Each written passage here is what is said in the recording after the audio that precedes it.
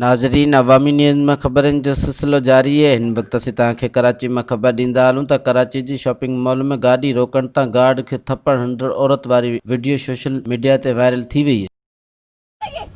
तुम्हारी भी हिम्मत औकात में रहो। इसके फोटो लगता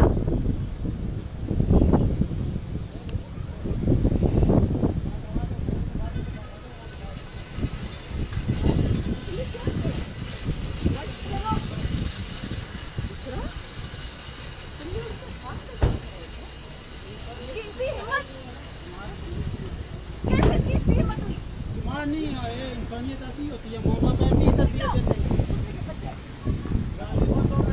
मज़ीद खबरों और तफसीलात के लिए विज़िट करें हमारी वेबसाइट www.awamiNewsHD.com।